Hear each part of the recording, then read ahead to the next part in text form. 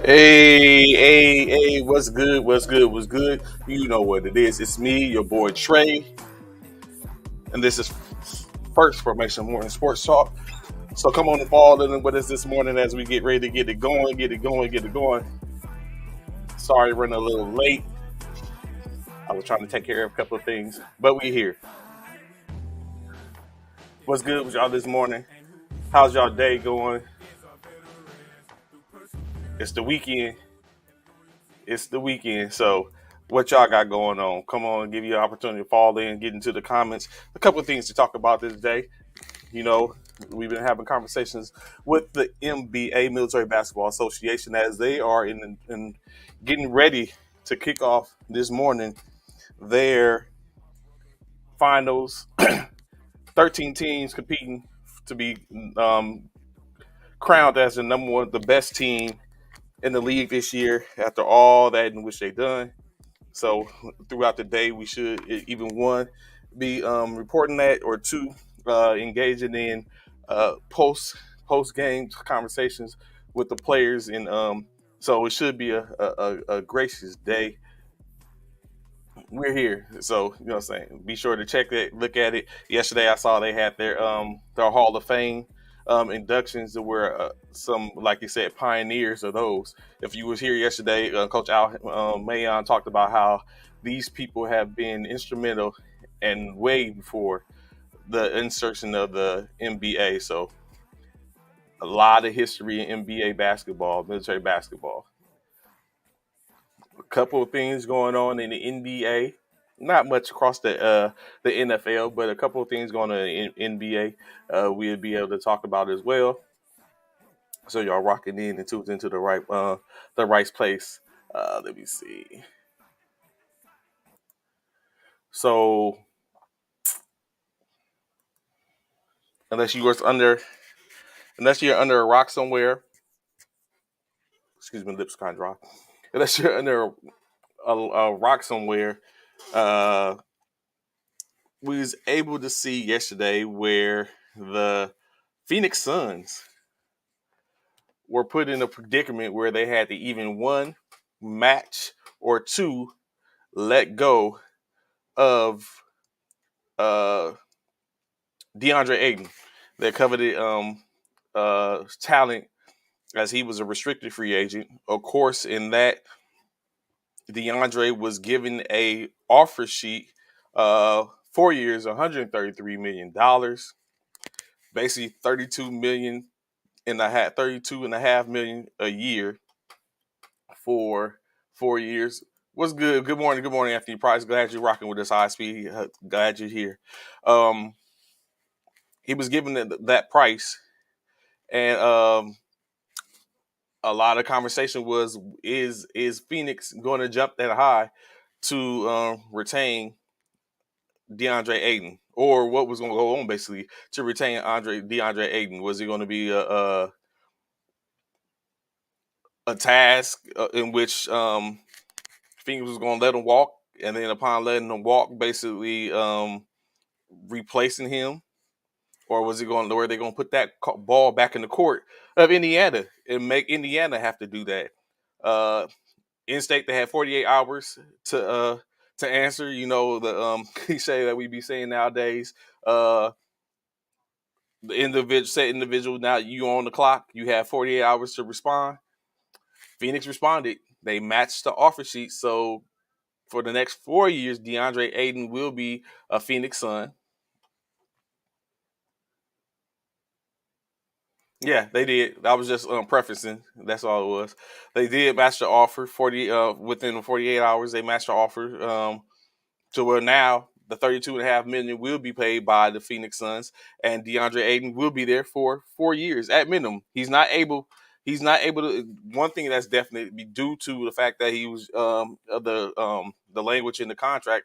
He's not going to be able to be traded or made for the most part in any talks in reference to any trade. So if anyone thought or was wondering, well, now he could be traded for Kevin Durant or something of that nature, it can't be. It can't happen. He's not a tradable asset at this point. So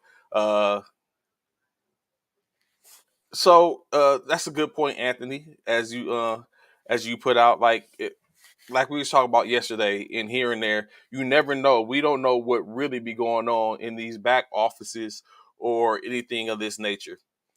Um, I don't think in for a case for the lack of for understanding for the most part, I don't foresee a situation to where Indiana would do that to get them to pay him. But I do see a situation to where Indiana might get it like that was something in which they was willing to pay, which is how it's supposed to work. Something in which they was willing to pay. Is it they're forcing the Suns to have to pay that or not pay that or for them back or you know what I'm saying. So if it was willing for Indiana to take that type of money to pay him, then that was one thing. Now, what it does do additionally is it does put it in a position. What's good, Bishop? What's going on with you this morning, brother? It it does put them in the position. Uh, It does put them in position to where now, um, that's money that's on their books that kind of limits them maybe in bringing in anything else without maybe moving some stuff around. So I guess it works in two ways. But I also, in which I think what you was getting by Anthony is, did they do that or is it, you know what I'm saying? I always wonder, like, is there a homie or something like that or a compadre or somebody like that? It's like, you know what, we're gonna get you paid, man. And now you know what I'm saying, you go and push the wheels like, okay, we're gonna get you paid because now DeAndre Ayton went from making maybe making what was his previous contract? I didn't look it up, but we can because it was a rookie contract. He made maybe 4 or 5, no more than 4 or 5 million. He went from making 4 or 5 million for 4 years to making 32.5 million for the next 4 years.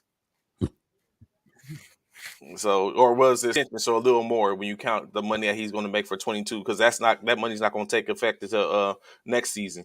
So, so do you think? So my question is now mhm. is the question at hand now is, did- being that he has a no trade, basically a no trade clause for the most part. They can't since he can't be traded. Well, just for just for the first part of the contract or Right. first year or something like that. Right. So he got pretty much got to go no trade clause. What up? What up? What up? What's good, Three calls. JP? Good morning. Good morning. Good morning. So my thing is, does this hurt KD? Because we all know that KD was or the Phoenix Sun was a destination for KD that a lot of people were looking at. And now that this contract or this transaction that's taking place with DeAndre Ayton, do you feel like now that is a that really kind of might leave KD where he is? Good morning, Jackie. How you doing? Good morning, ma'am. Good morning. Good morning.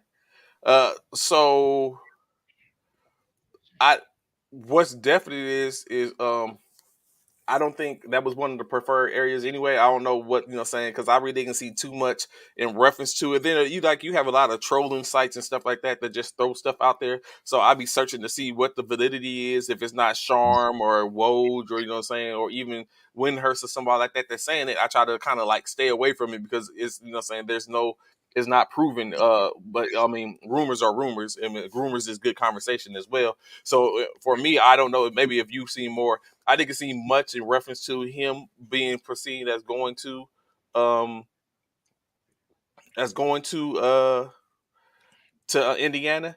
I think it was more of a play to where they was going to probably be assets being moved around, like a couple of, like you said, players, a couple of teams getting together, so that way to put them in position to go certain places. Um, but what definitely is one thing what you were saying, Bishop, is it definitely puts in a position to where now we're not going to you're not going to it's going. I think it's going, like you said, slow the Kevin Durant conversation now because now that was probably a good piece in which could have been played or put in Yeah. place, and now with that, what's good, Ron? What up, person? Hey, hey, Now, hey. now with that, we have a position to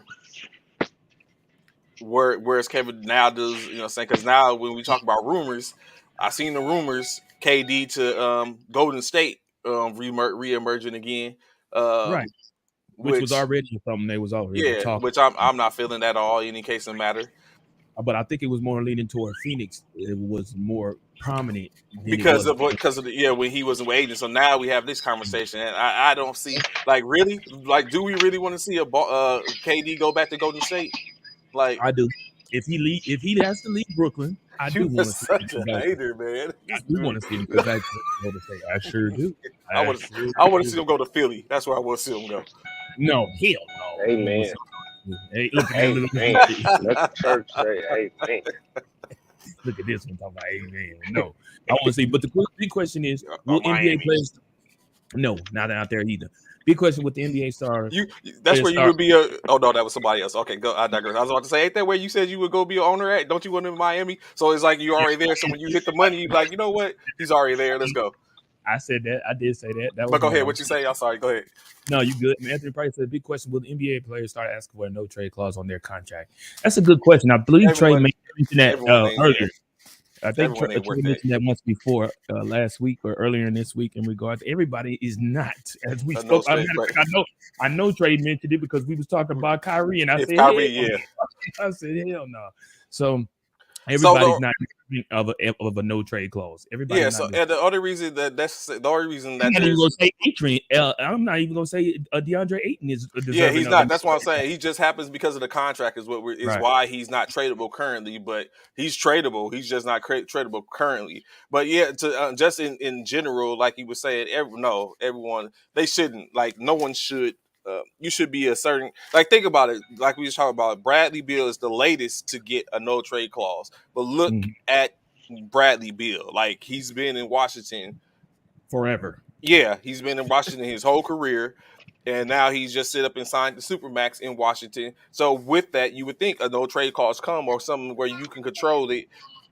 You can control your interest for the most part. And that. So all players are not that person at this point. You know what? I even be willing to say, I know Ron or the professor's probably finna go in on me.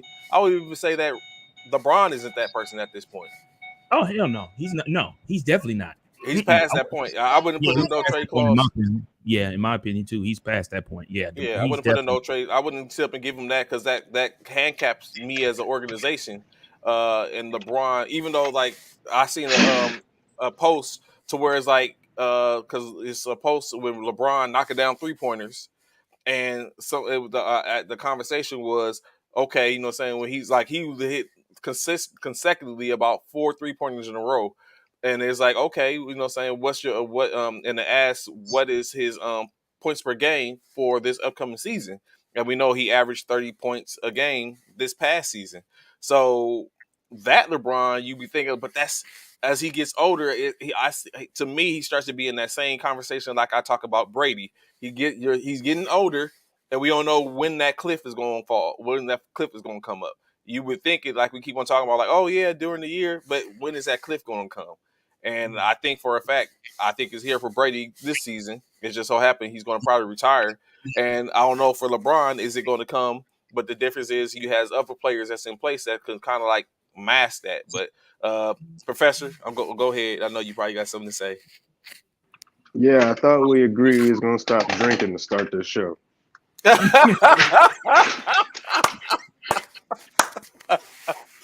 So you telling me in LA right now, they're trying to get LeBron to sign the max to get Kyrie to make that trade.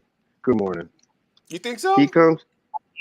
That's what the report was, that if y'all trade for Kyrie and give this pickup, I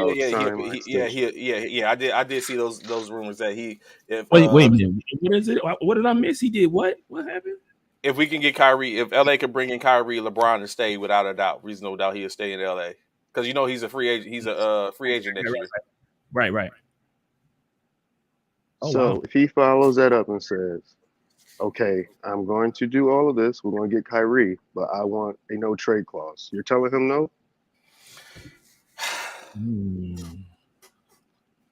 So this is why I say absolutely not. You can have whatever you want, LeBron. If it's been conversation like if y'all seen the interview with Jeannie Buss in which she laid out some stuff, but I would say honestly, If it's just 2 years, because we know LeBron is like a 2-year deal, dude, where he plays 2 years, and one of the 2 years is a player option. So, in which he can opt out and come back and get more money the following year, where he's basically on 1-year deals for the most part. It's just language. So it would have to be more than the. No. If he's just doing a Thank 2-year you. deal, then if we're just doing a 2-year deal, then we're not going to do it. We're not doing it. We're not doing that on a 2-year deal. Elijah, come on, it's Friday. Yeah, Spider-Man. What So the that's what I'm world on. is LeBron over there? I'm hearing Marvel. I'm hearing Marvel characters like what you, And all of Professor. this. Oh, You my over there? bad, You fellas. over there shooting a Marvel movie? Right? But yeah, It so sounds that's where I'm at with it. I would think it would have to be, if it's just a 2-year deal, then we're not there's no reason for a no trade clause at that point. Like, you're going to play 1 year and probably opt out to not play probably a year just to get more money. Additionally, like, there's no reason for a no trade clause. okay. But yeah, so it's starting to get a little interesting now when you talk about making these moves um for these players. Domino, Aiden, we asked, was he a domino? Now it remains to be seen. But when you think about that, it's like playing dominoes. Someone had to go into the yard and pull, and potentially has pulled Big Six. Has pulled a domino. Now, when you take a look at Donovan Mitchell, who is now presumably going to be another situation, even though he's not really that far out there, because the idea is that it's the Knicks that are making the play for him. And then we come back to KD and Kyrie. Yeah. I asked y'all gentlemen, you know what I'm saying, just hypothetical speaking though, really, what are we looking at with a LeBron, let's say with a LeBron and Kyrie in LA with the AD, and possibly, or let's say, for the lack of better words, KD back in Golden State with Steph, Clay, Draymond, if he's there. On paper, or were we looking at a Clash of the Titans? If KD heads back to the Golden State, oh yeah, and Kyrie goes to the Lakers. Kyrie goes to LA. oh yeah, definitely yeah. Clash of the Titans. Definitely, I don't without want. I'm question. riding with the Lakers. I wouldn't want those problems, man. Why is that Draymond and disrespectful? Clay ain't what they used to be. I'm to me the jury's There was still out enough on Clay. Hold on, yeah, they was enough to get a championship this year. So why is it any different, Ron? I mean, what do you mean? Draymond and Clay was enough to get a championship this year? I swear it was Steph and Andrew Wiggins. Oh, you know I what? swear The disrespect. I left Andrew Wiggins out that equation. I'm so sorry, Drew. So you gonna say, oh, okay? I'll take Wiggins. Draymond off. But oh Oh. my God, Clay wasn't even 100%, and he still did what he needed to do to get them a win. Now, stop it. did what he needed to do to get them a win. Oh That my part. gosh, we gotta go look at That sounds so blankety, don't it, Ron? No, it does not. That sounds so blankety. I swear Clay had some games where he's like 5 for 21, but he played okay. Bishop. We're still talking about a Clay that wasn't 100%, Ron. We're still talking about a non-100% Clay. Come on now, come on. He wasn't 100% guy. Let's keep it 100. He wasn't. Okay. We talking about turned 33 this year. Oh Lord. Oh, here we Once go. you with get the up age. in them ages, are you ever really 100%? Once you hit that 30, your body stop recovering, period. Welcome to the dark side. I don't know. I hope Clay. I would love to see that's what I've been asking folks. Like, is Clay going to be an all-star this year? If Andrew Wiggins could be an all-star last year, shouldn't Clay be able to on this team too? If Clay's an all-star, the Warriors is straight. So this is the thing. If Clay could come back 100%, which I expect him to, because he did play the finals at not 100%, I'd say he probably was 80 to 85 maybe. So if he could come back to 100, get back to 100% status, I do feel like he'll be all-star caliber. And that's top 15 player out west. Correct. It shouldn't be complicated, and I don't think he gets nowhere close So to it. So hold on, but we're talking about, you're saying that about Clay, but golly, what's his name? you talking about He the not Lakers or Golden State? Lakers. He's not 100% either. AD. No, not AD. The one we talking about going to the Lakers. Kyrie. Kyrie. Not Kyrie. No, not Kyrie. I thought we was. Wait a minute. Who did y'all say? I thought y'all said is that who y'all said was going to the Lakers? Was Kyrie? Yeah. Oh, okay. No, I'm totally. That's what I'm totally lost in. I was thinking y'all said, so I heard something. For some reason I thought y'all said Kawhi. I don't know why I thought y'all said Kawhi. Maybe I thought y'all said Kyrie, and I thought y'all said Kawhi. That's what I've heard. Maybe that's why I say trade Clay. Trade Clay? No. What up, Kevin? What up? Insight. Trade Clay. I would trade Green before I trade Clay. I'm trading them all. Oh my God. Oh, because you got Wiggins? No, because I have Steph. You still need somebody with Steph, bro. Come on now. You're not gonna just make it happen with just Steph. Come on, Ron. You still need somebody, which is Wiggins is a good addition. And so is so you're trading Clay and Green because you got Wiggins and Poole. No, what I'm doing is if I'm Golden State, I'm calling Utah. Okay. Guess what? You can have whatever you want. You know, like T.I., you can have whatever you like. Except for Steph. What do we need to get Donovan Mitchell? You looking to get Donovan. Or I'm looking to get a Bradley Beal. Or I don't want KD. I'm good. Why not? What do y'all have against KD, bro? Because we've been there, done that. It's like getting a divorce and then trying to get back with your old spouse. Like, maybe I should go find something new. I don't want that old thing back. Get that old thing back. Why is that, man? I swear, y'all killing KD, man. Y'all act like KD was the cancer in Brooklyn when it was Kyrie. Good Lord, y'all don't want to get KD. No, I'm not killing KD. I would love for KD. I want him on the Sixers, but we've seen him in Golden State, and it's just like, it was fun. Just want to see him in Golden State no more. You rather see him somewhere else and not in Golden State. Yes, let's get a new dynasty. Okay.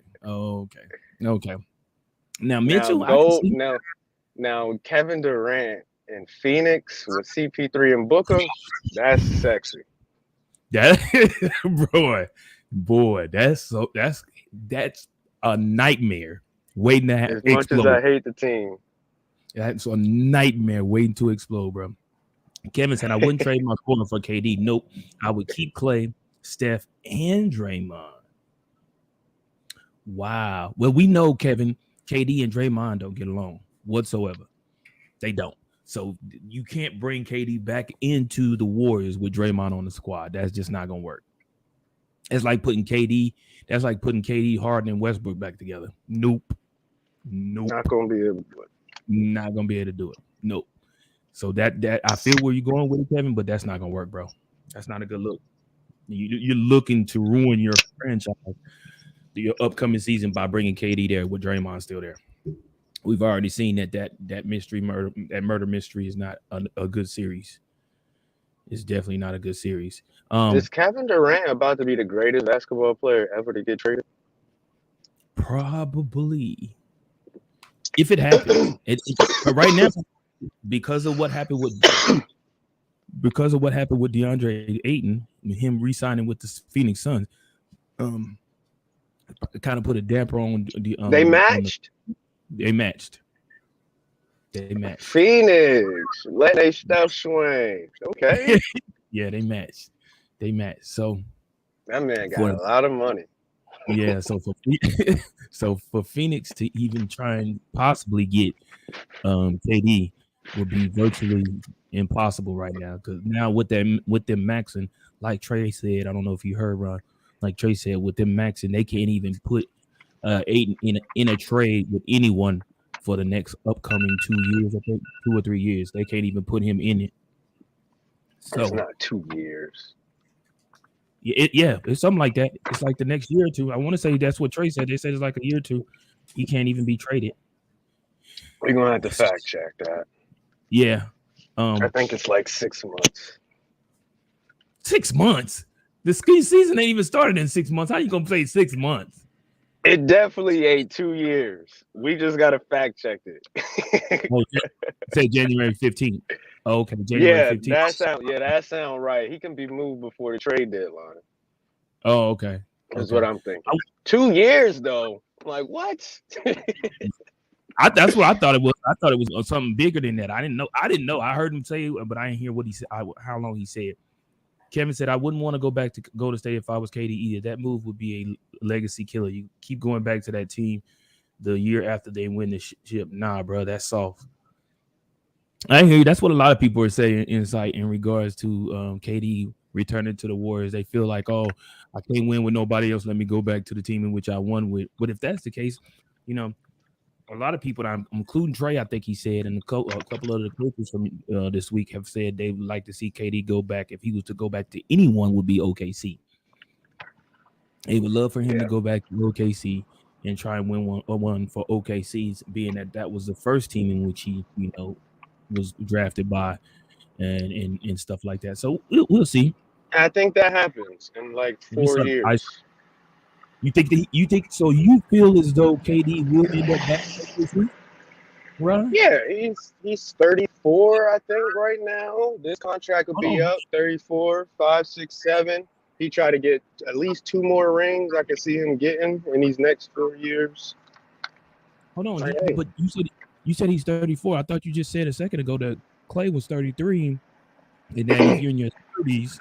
If you're in your 30s, so are you really trying to compare KD to Clay right now? I'm not comparing. I'm comparing age.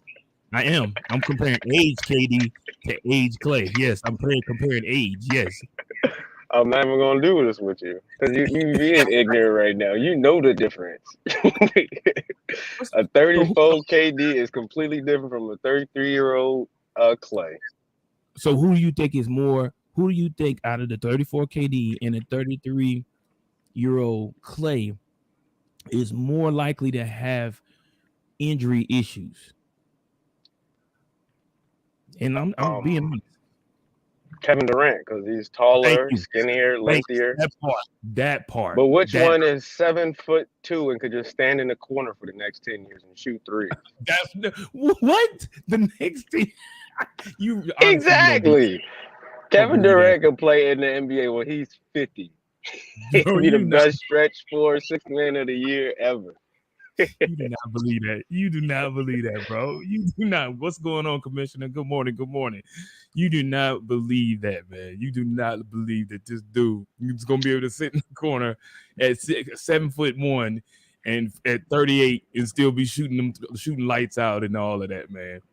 Without a doubt, bro.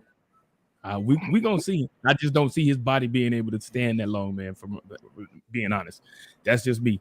I don't see his body being able to hang around that long to be able to make that happen. But we'll see. Only time will tell. So right now, KD is at his not all-time high. He's at the last leaning years of his prime. Like the last couple years where he can be the top 3 player in the NBA. I give him 1 to 2 more years. Yeah, 1 to 2, maybe 3 max. He's in his bless you. Wow. No, yeah, 3 years max that he's in while he's at the top of his prime. Yeah, going toward the back end. Yes, I give him 3 years because you said he's 34. So yeah, he might be. Yeah, he's definitely at the peak of his prime. Yeah, the end of it. Years. I wouldn't say necessarily in, but he's right there at the peak. He's right on top. He's at top. Coming down from the climax. Yeah, he's at the top. He's Commissioner Myers says 2 years. He gives him 2 years. That's what I said. I said 2 to 3. Yeah, he's at the top of Mount Everest right now. He's right there, bro. He's right there. He's working on his descent. He's working on his descent. Because what we looking at LeBron is how old? 38, right? Right. That's what I'm thinking about. LeBron's still doing it. All right. Which we both know, both freaks of nature. LeBron 6'9", 250, 260 probably. KD 7 feet, 240, somewhere around there, 235 probably. So yeah, I get that. I get that. That's why I say 3 years. I give LeBron's at 38, KD's at 34. That's why I say 3 And I years. disagree. I feel like KD's gonna be able to play as long as he wants to. So you feel? So let me ask you this. So you feel like, so Ron, you feel like KD as well as LeBron can pull a Vince Carter? Oh, without a doubt. Without a doubt. Because he's probably one of the players who's done it at that type of physicality to be able to do it that long. Because I feel like after this year is up, LeBron should absolutely still get a max contract. I'm giving him the max after this year in LA.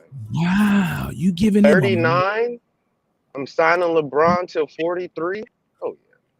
Oh. You giving him a max contract at 39?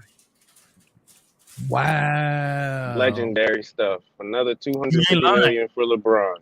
You ain't lying. That's legendary as hell. Because I don't know, has there ever been a player to get a max contract at that age? A max contract? Not. Oh, I didn't think so. At 39, ooh. Even when Jordan came back, he didn't get that. Nope. We've only seen really Kareem play at this age. Mike. Because I think Mike was 30, Kobe, 30, and Karl Malone. Karl Malone. And, of course, like I just stated, Vince Carter. Yeah, VC. VC did it. So, yeah. Oh, wow. Max contract. Who else believes, Ron, the professor, that LeBron James should receive a max contract at the age of 39 years old? That's a huge feat, my brother. That's a huge feat. That's a huge chance you're taking on a veteran NBA player. Woo. And you get Bronny in that package deal. Well, see, I knew it had a carry out to it. The second coming. You're gonna get to be able to play, say, as an NBA franchise owner, I was able to have 2 LeBron James on my court at the same time. That's gonna be insane to do. We need that in our life. We need a Bronny and LeBron on the same team. That's gonna be the ultimate black redeeming factor for our fatherhood and generational curses. LeBron James got his son on the basketball court with him. Yeah. Jesus, take the wheel. You can come back now. You've seen it all. Facts. Oh, and my God. And you're able to do that. We're able to see that because of the fact that he came into the league at such a young age. And it's able to happen to see him come into the league and now watch his son play with alongside him. That is amazing. Raised his son right, raised his family right, kept him close, nurtured him, led him in the way that he should go, and he's shouting out the park. Bronny about to go. Man. So with that being said, so there's Bronny. How far is the next son, the one that's supposed to be better than Bronny? How far behind is he in Bronny? I think he's 15. Oh, he's only 15. Okay, he's only 15. Okay. Right. Okay. He's just starting high school, and this is Bronny's last year of high school. Okay, because I was trying to say, because I know you up here giving out max contracts to LeBron at 39. I was wondering if you trying to have him stick around to both his sons making it to the league. But okay. Could be a possibility. Adam Silver, the commissioner, came out and was explaining to us how he is all for the straight out of high school. High school game. I did hear that. I heard that. He's talking about implementing that as soon as next year. Yeah, I heard that. I did hear that. Yeah, I did hear that. And then knowing LeBron, I would not be surprised if Adam Silver does allow that to happen and take place and go back into effect. I would not be surprised if LeBron tries to stick around until he's at least 43, 44, so he can see both his sons come into the league. I would not be surprised. I would not. And I feel like LeBron, I love all this LeBron talk. LeBron isn't ended his career till he has 6 rings. Wow. I don't care who he has to play for, if he has to be 6th, 7th, 8th man, he got to be the coach, player coach. I think we was joking about that. LeBron gonna be a player coach soon. Trying to get a ring, but subbing himself in and whatnot, huh? Yeah, that's yeah. And that's really what I'm looking forward to over the next 5 years is the ring chase between Steph and LeBron. That's where it's at right now. Steph retire with more rings than LeBron, I'm sorry, LeBron. I can't put you in the same conversation as Jordan anymore. Yep, that's where it's at. And we talked about that yesterday. Everybody talking about LeBron. Everyone talking about LeBron and Kobe being the GOAT alongside of Jordan. A lot of people were asking, well, why isn't Steph in the conversation with 4 rings? Like, shouldn't he be in the conversation? The world's best pure shooter ever, the grace of court. Why isn't he in the conversation? Because he doesn't dunk, because he is not high flying, like because he doesn't do the things in which LeBron, Kobe, and Michael did. No, but he does everything outside of that. Right. In regards to shooting the ball, creating, being able to kill you off the dribble. His range is phenomenal. None of them have the range in which Steph has. So why isn't he in the conversation, Ron? Steph still has a lot to prove. And so does LeBron, which is the crazy part. After 4 rings, what else is left to prove? What do you have to prove, Ron? Because when Steph came into the league, since we've been talking about him, since they won that first one in 2015, at no point in our life did we ever consider or think about saying, wow, Steph Curry retired with more rings than Tim Duncan, Kobe Bryant, Shaquille O'Neal, and all of these legends. That's what he has to make us say. He got to get to 5 or 6. But if he could get one of these 2, it's going to be LeBron or Steph. He's on the cusp right now. He's on the cusp. He had 4. He's on the cusp right now. He's on the cusp. And when Steph is what, 31? 34. He old. Is he 34? He's older than KD. He old.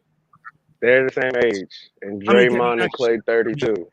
30. Okay, Clay. I meant to say. Yeah, Steph's the big brother, which is adorable. Okay.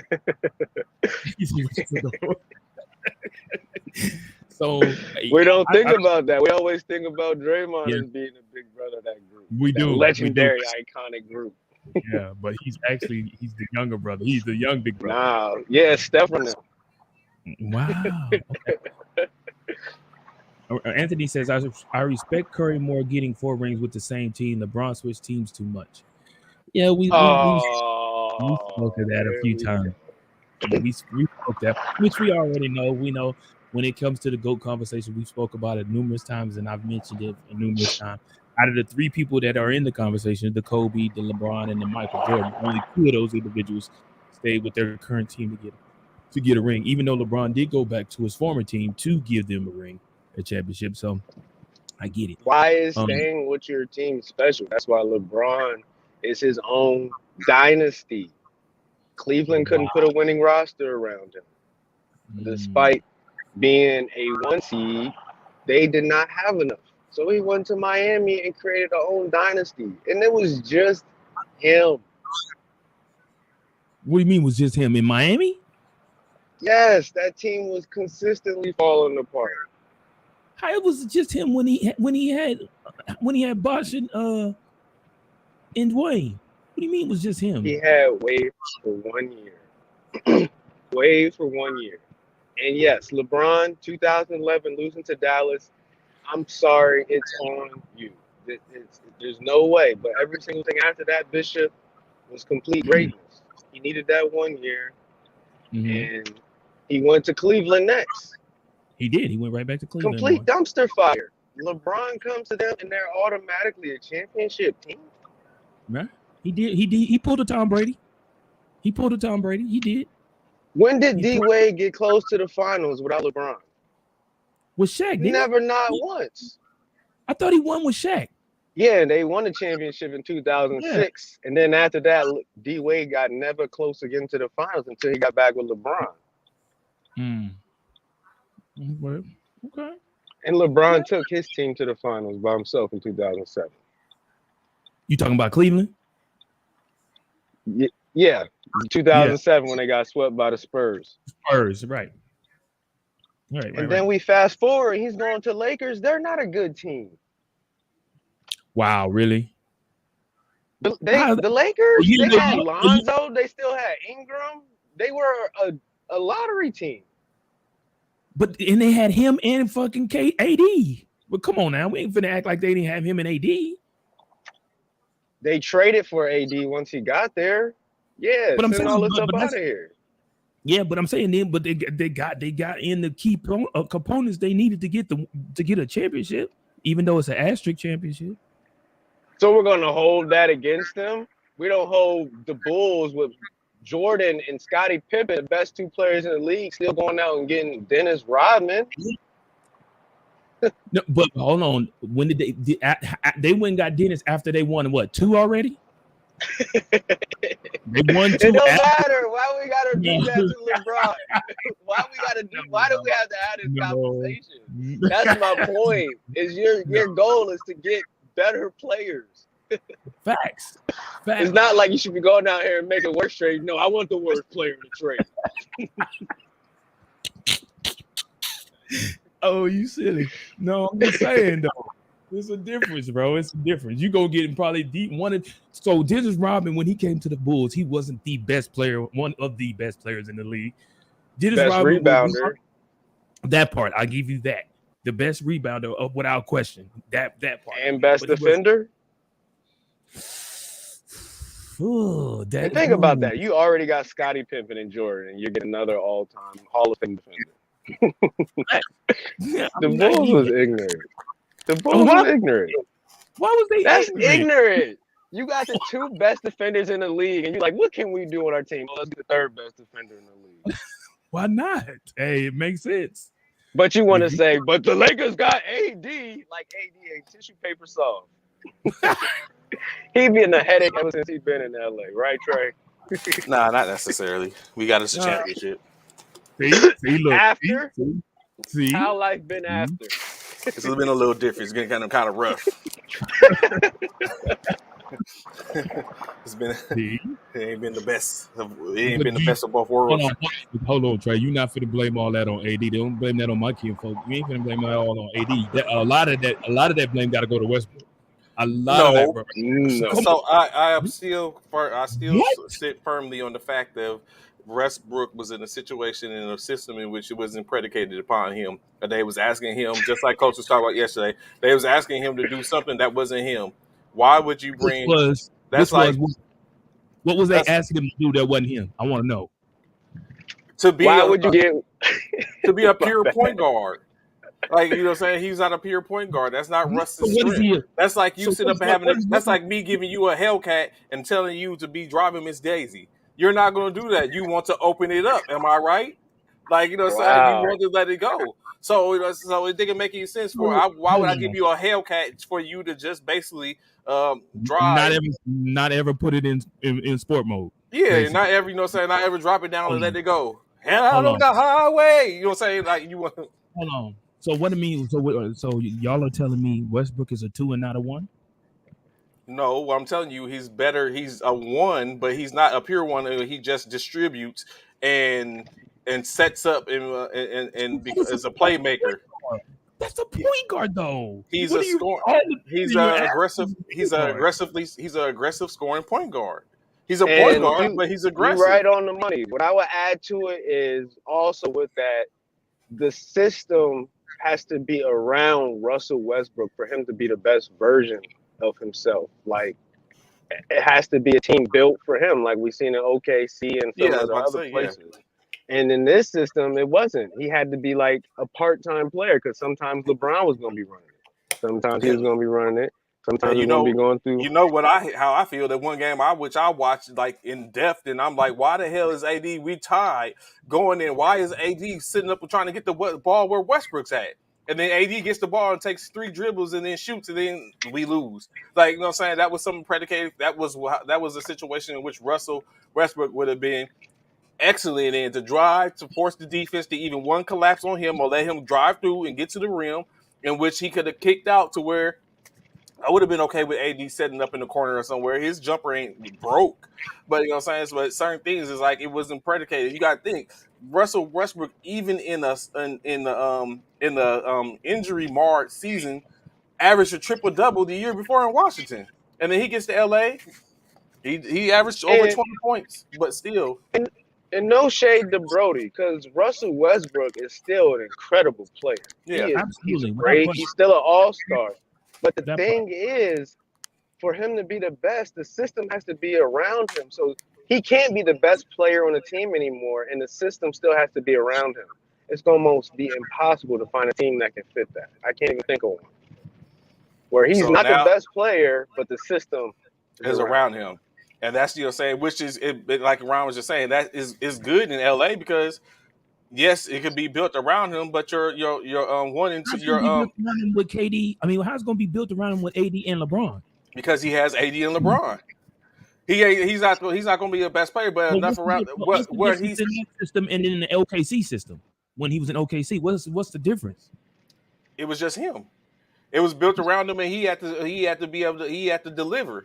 In LA, he didn't have to play with a LeBron. Like AD's fine, but LeBron's the problem.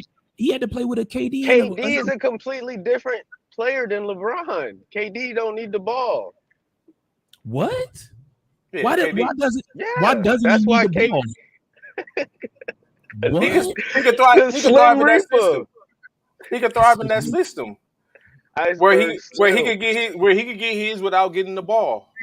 He's a snake. You just slither through, you know. He's perfect everywhere. Okay, and then Harden didn't need the ball either in case OKC. That's why Harden left, because he wasn't he felt like he was a better option than probably his other people where he could get paid, and he left and bounced. That's why he ended up leaving. Remember, he was the first to go.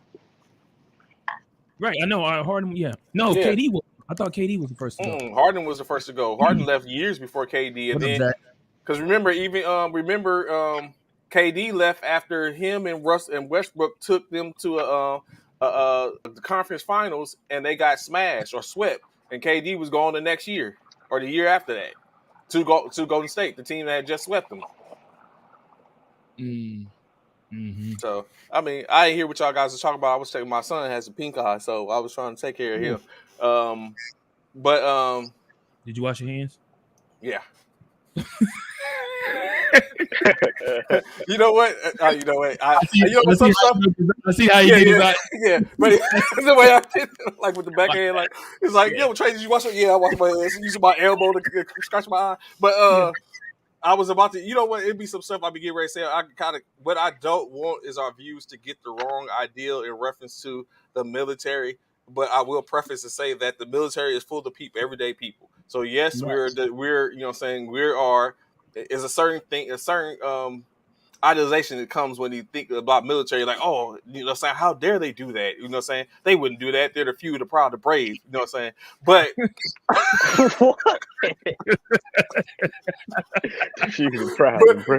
But I sit up and be thinking, like, bro, we did some stuff, and it's like, wait, you what? How dare you? Like, you know what I'm saying? When I first, like, my grandmother, you know what I'm saying, God rest her soul.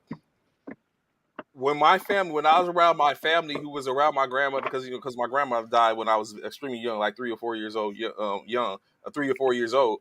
So one day I sat around a family reunion, not a family reunion, but a get together. My first time coming back home in a good amount of time. Basically, I was coming back from JBLM on my way coming to Fort Pope, and I stopped back home, and it was the 4th of July. They had a cookout. And the way they talked about my grandmother, I was like clutching my pearls type, like, how dare you say that about my grandma? So that puts me in the mind of when we sit up and say certain things I be getting ready to say. I'm like, you know what? I'm not going to say that because I do not want to get the wrong impression of service members. But in state is we're regular people just like everybody else, and I can assure you the same things that go on with a regular person who has not served is probably the same thing or worse that is going on with a service member, you know, in some aspect or what case like that. So But yeah, so I'm not in that and saying I'm not going to say what I was about to say. But yeah, it's just one of those things. Like I'll be. I think Westbrook is going to thrive in with Darvin Ham and should be more. He should be very more so utilized. Darvin Ham has even been saying it. Like we plan to use him as best we can. Which I mean, at least is a buy-in until it happens and it's not happening. It's like what the hell's going on? It's like now Russ wants out. I, yeah, yeah.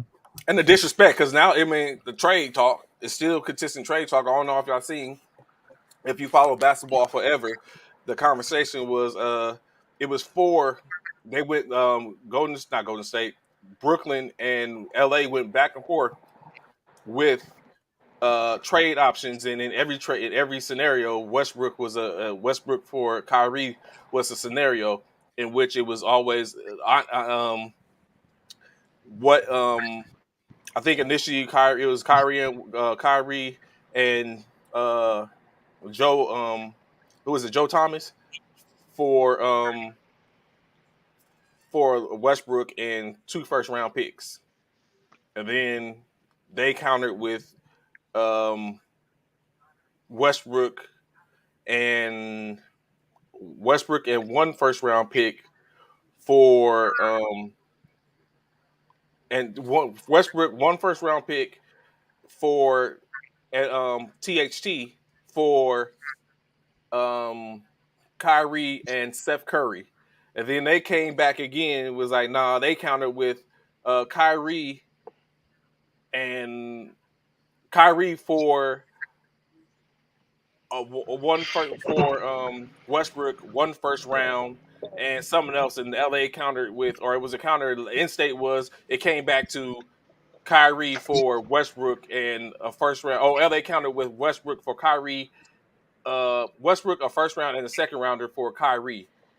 So I don't know how true that is, or whatever case like that, so basically this has been counters. But do you think that happens eventually? Kyrie to LA?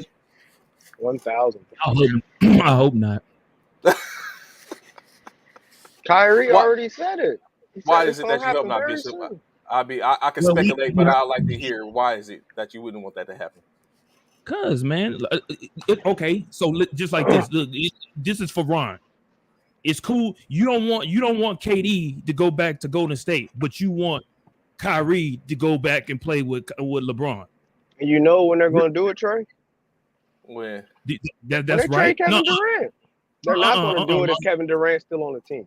Okay, I see what you said. What you won't do is ignore what I just said. You don't want KD. Yeah, I did ignore what you just said. Ain't nobody paying that.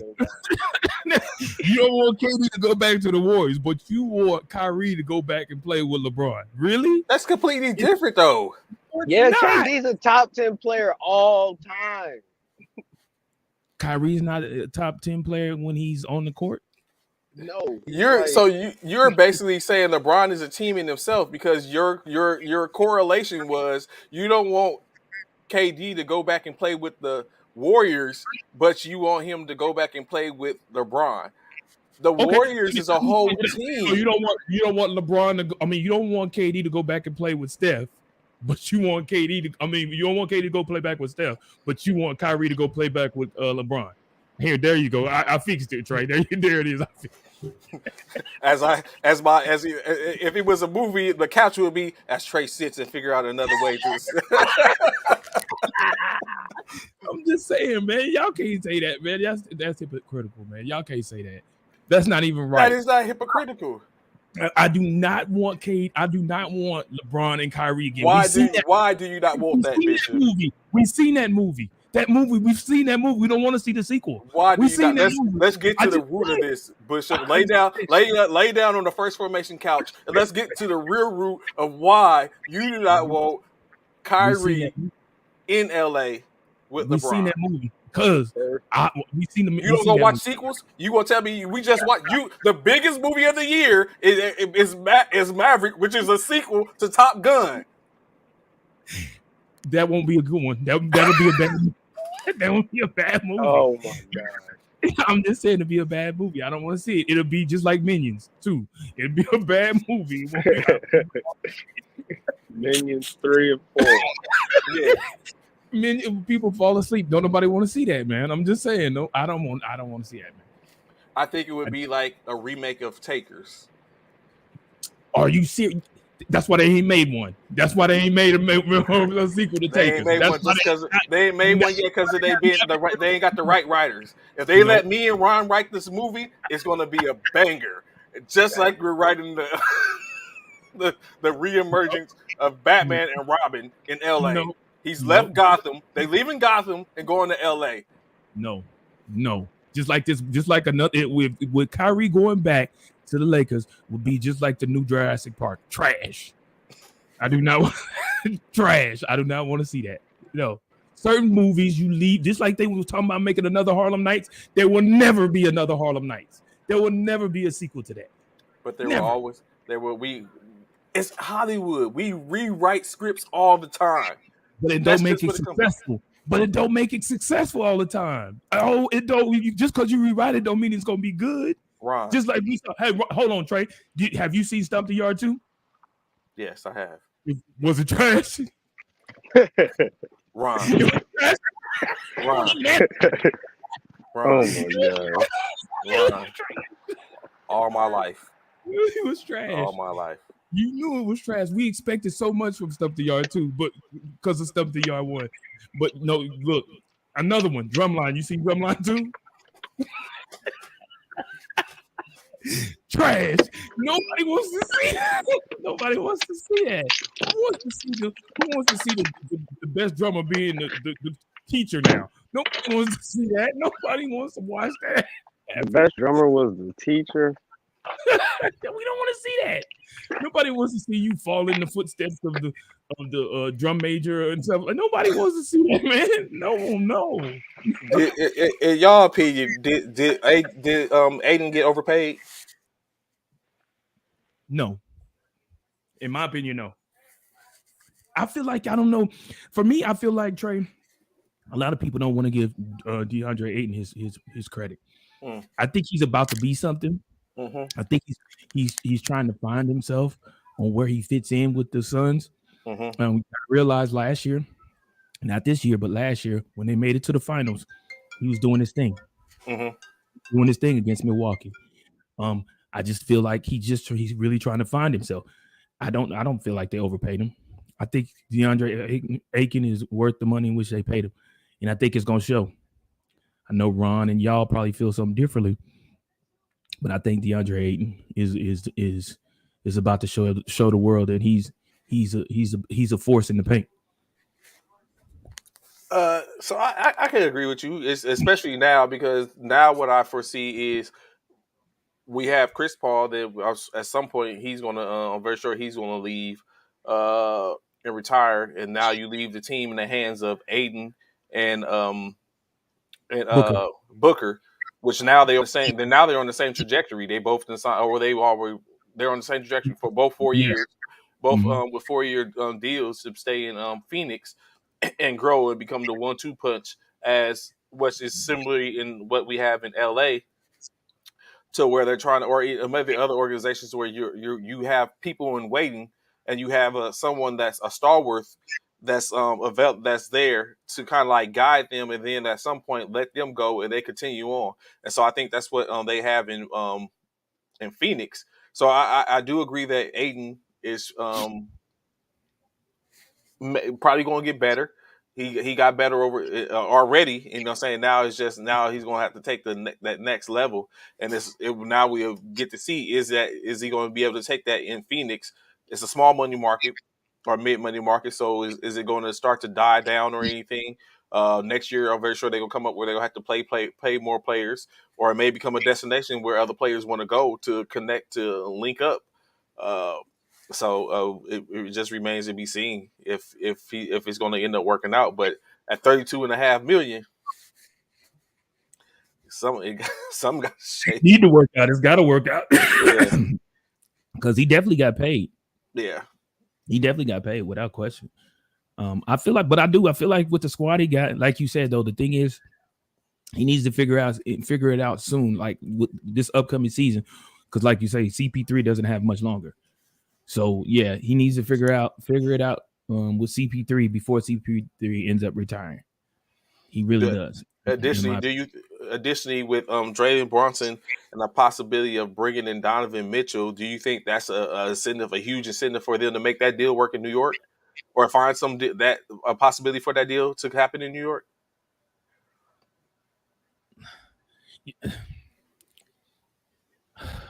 The Knicks are something else, man. I swear, man, they are something else. I really don't get it with the Knicks. I don't. Like, they could get some of the best talent and they still can't figure it out, bro. So why aren't Like, you a Knicks fan instead of a Brooklyn fan? I think you talked about that. Okay. We did. I was trying to remember. I was like, we did talk about that before. Yeah, I was a Knicks fan, and then I switched over to Brooklyn, man, because the Knicks to continuously fail you over and over and over again, bro. Like, I was just like tired of it. I was like, man, let me go over here to Brooklyn, man, because maybe So where are you going to next? Because I think you're finna have that same Oh exact no, emotion. I'm not leaving nowhere. I'm You, not you going said nowhere. you got to stay at home. You got to stay at Yeah, home with one of. I'm gonna stick with Brooklyn, man. It is what it is. We gonna figure it out, bro. We gonna figure it out. With the Knicks, man, it's just like I don't know how Spike did it. I don't know how Spike does it. I don't. And I would think y'all are probably the same type of fan. I can see Spike like, come on, man. It's like that's where it comes. That's that New York in y'all. Yeah, man. I don't know how Spike does it, man. I don't know how he does it, man. He went through the Jordan era. He done went through so many eras where the Knicks should have been good and better and won some championships, and it just ain't it, man. It just is not it. I don't know. I don't know how he does that, bro. Ron, do you think the deal happens? Do we see Mitchell donning the New York Knicks colors?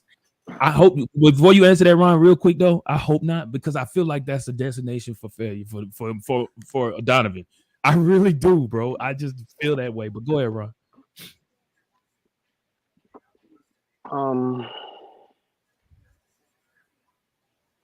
I feel like it's a Bronson and Mitchell. World class trade. It's a banger.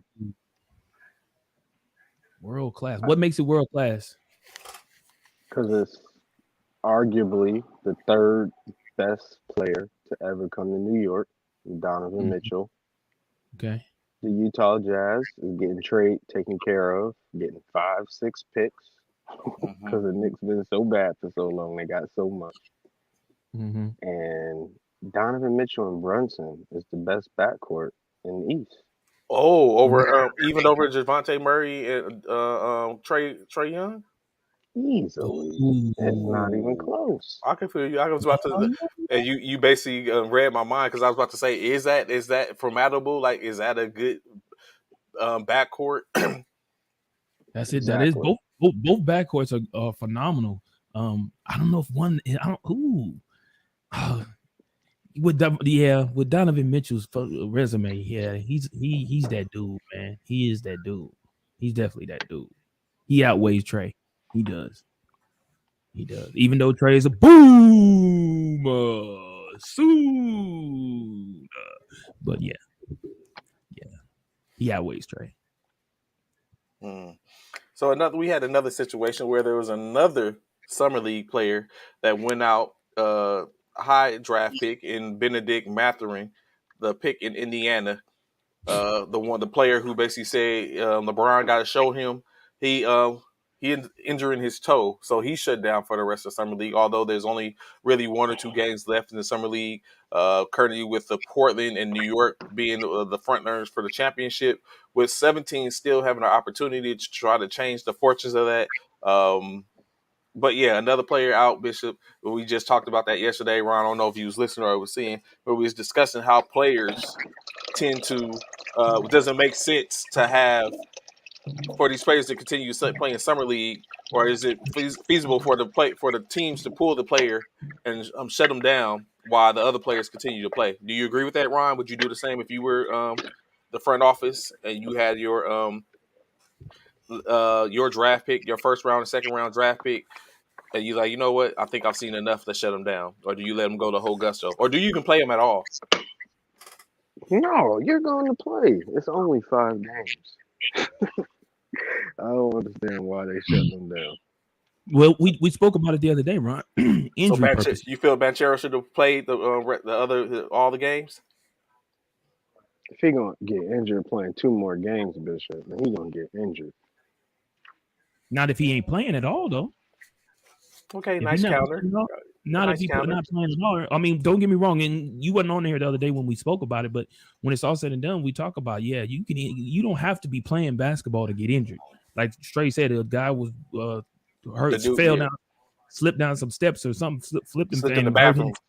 Bathroom and hurt himself. So yes, true enough. But that's the thing. People feel like because of what they seen from Banchero, that he's definitely going to be an asset to that team.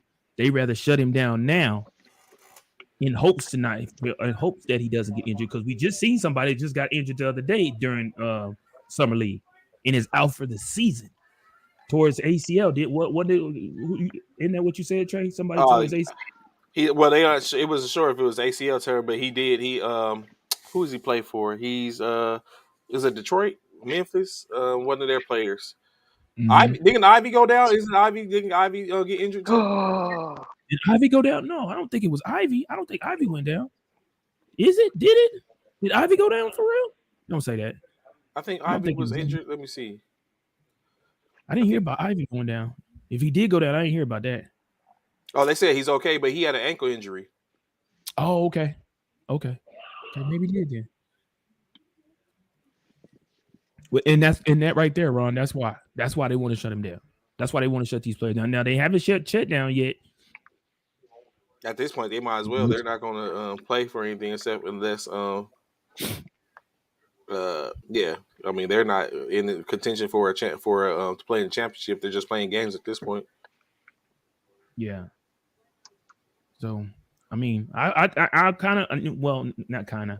I was on agreement with you the other day too, Ron, in regards to why you shutting him down if it's just summer league. But then everybody was like, well, because you don't want to take a chance of injuries. So, I don't know.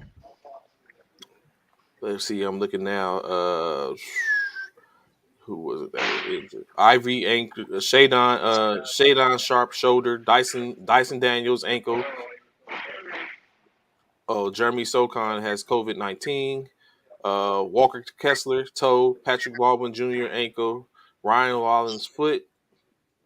So all these ankle and foot injuries, things that could be detrimental to your season.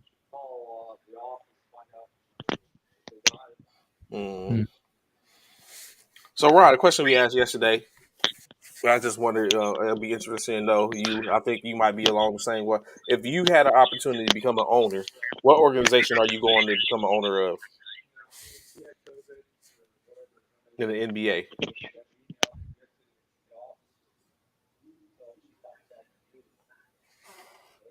I think that might be Ron talking to somebody in the background. Oh, okay, my fault. Let me see. Bishop, our beloved sport, right? Mm-hmm. NFL, beloved sport. That part. The World Games. Oh, you saw it, bro. The World Games. I got it for you. Hold on. Where do you put that at? In the background, right? No, don't put it in the background. Do a share. Well, open it up on your screen. It's all. Hold on. Okay, I got. And when you go on your share,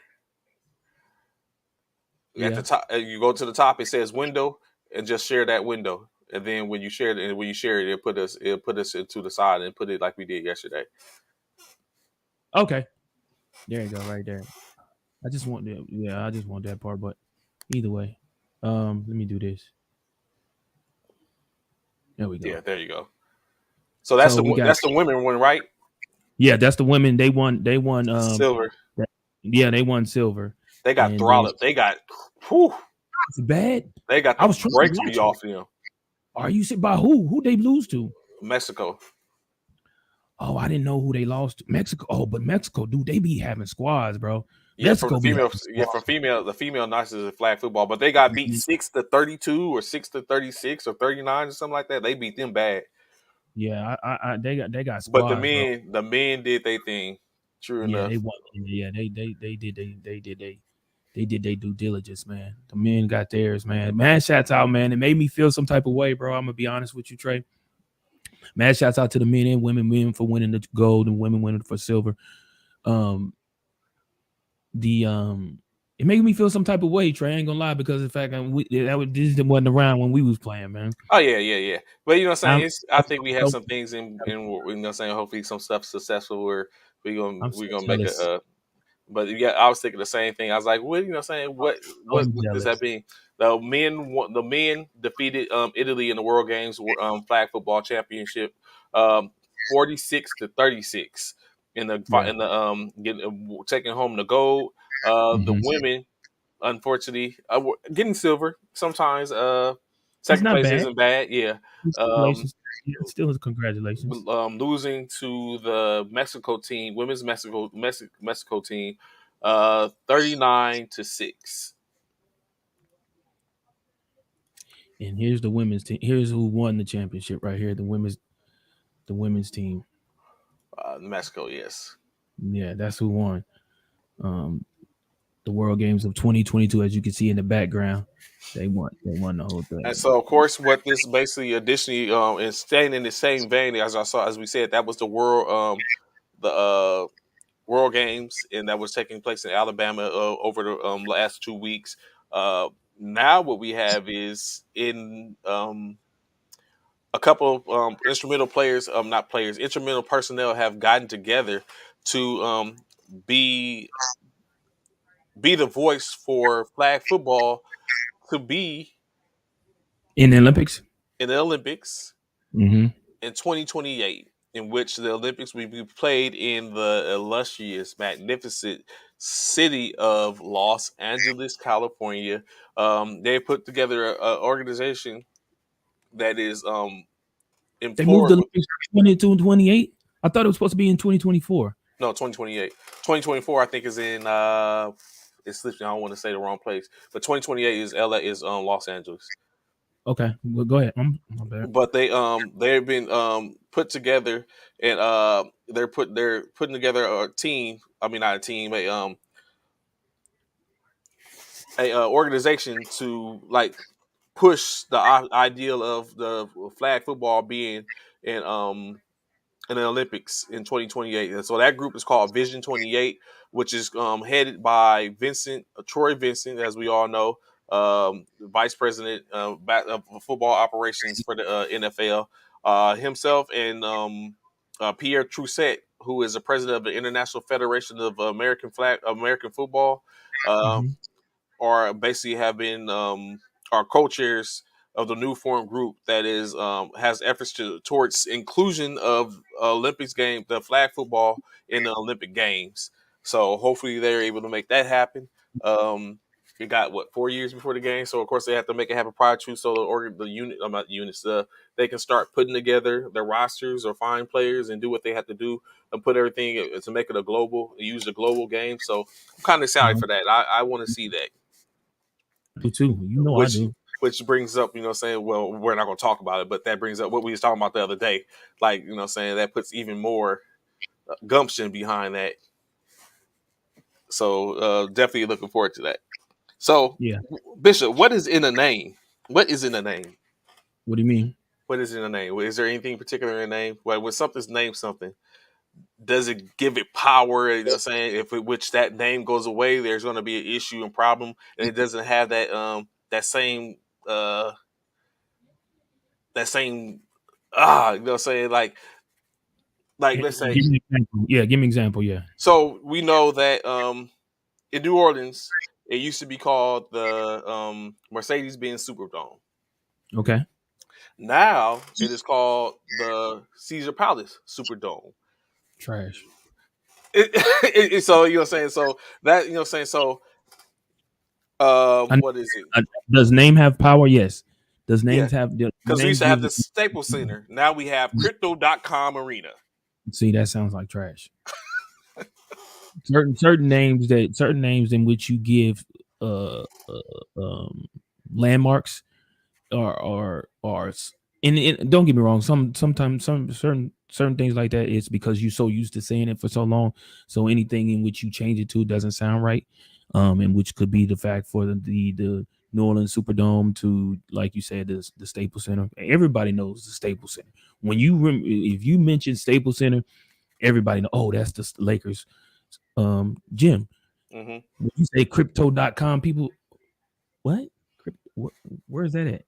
Like, and like I said, it could be because a lot of people don't, a lot of people are so used to the common name that it's been for decades. So, it is what it is. But yeah, a name has power. A name definitely has power, and it solidifies a certain landmarks in certain areas. So the They reason don't change certain names to certain things.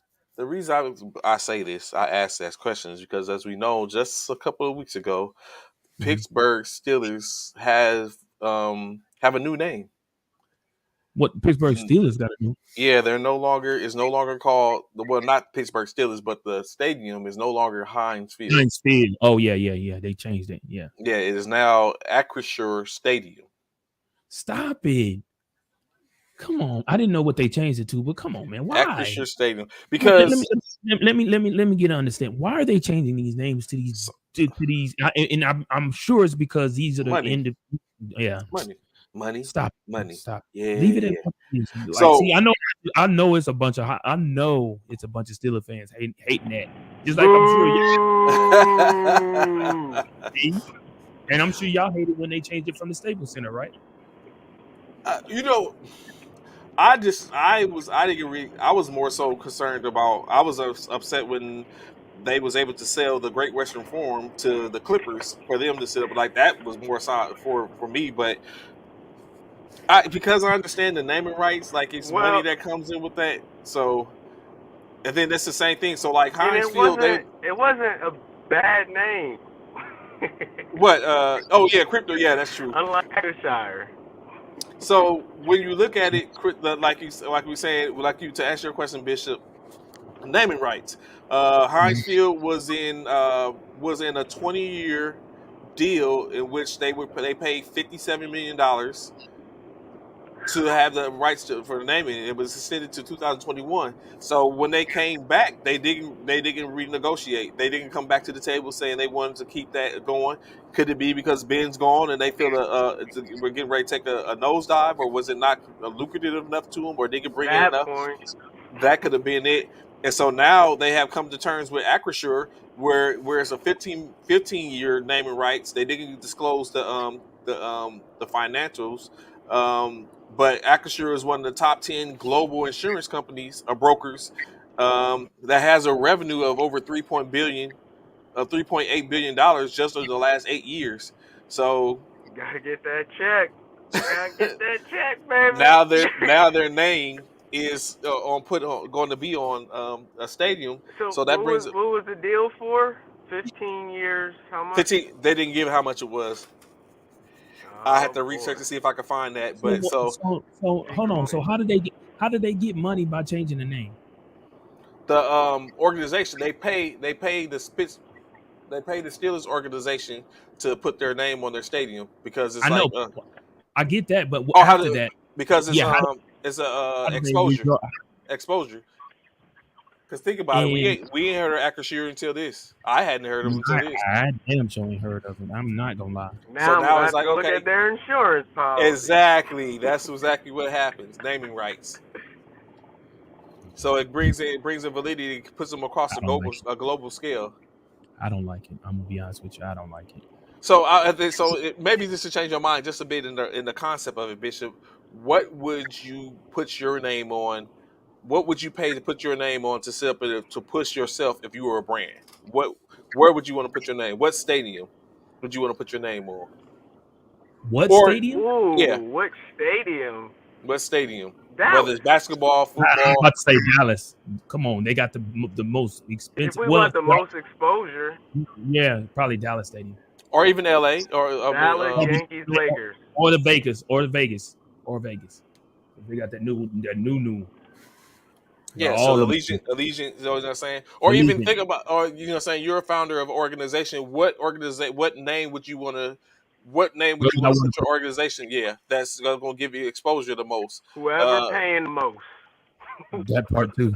That part too. Whoever Well, write the biggest check. that's a good question you just bring up, Ron. So that's a good scenario.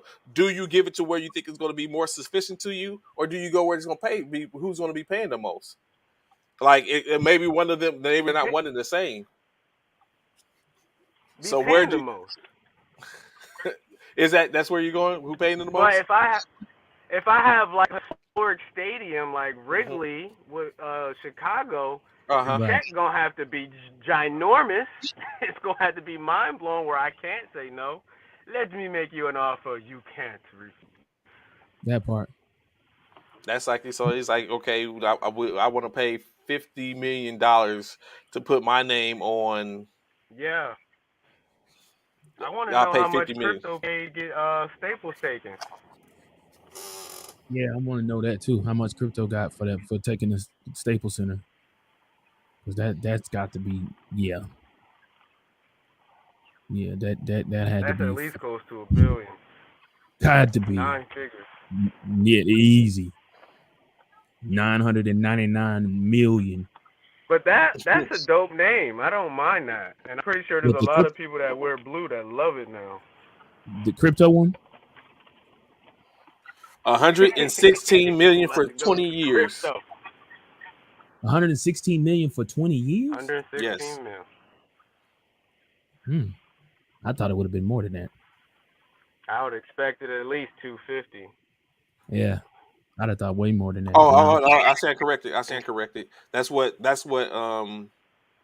Staples Center's played. I think crypto Wow, paid. that's like 20 years ago. That was 20 years ago. Crypto played 700 million. Okay, Woo! that makes more sense. Yeah, that Y'all makes can have more it. sense. Yeah, that Y'all makes can more have sense. it. Yeah, that makes That way go more all sense. the teenies' pockets too. Yeah, that makes way more sense. Yeah, that right there makes way more sense. Yeah, Y'all can have the 750 parking lot. million. Y'all can have the first row. Y'all can have. Yeah, that makes way more sense. 750 million. Yeah, $700 million. Man, That's a lot of money, y'all. That's a lot of money. that is, bro. 750 million. And then into it, I think is expected to pay 500 million to the Clippers in their new stadium in 2024 Where are they getting all this for the money naming from? rights. Bro, we talking about both organizations and both franchises are probably worth $1 billion plus, way over $1 billion plus. Money. Both, especially them out in especially them out there in Cali, they over $1 billion plus. So yeah, them naming rights, bro. Them naming rights. Accept and get it, make it happen. Exposure.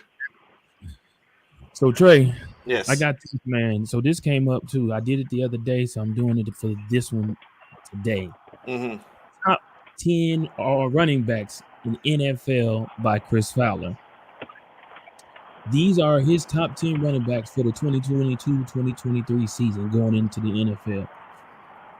Javonte Williams at 10, Aaron Jones at 9, Najee Harris at 8, Christian McCaffrey at 7, Joe Mixon at 6, 5, Alvin Kamara, number 4, Dalvin Cook, number 3, Nick Chubb, number 2, Jonathan Taylor, and at number 1, which is not a surprise, the big hurt Derrick Henry. Yes, it is.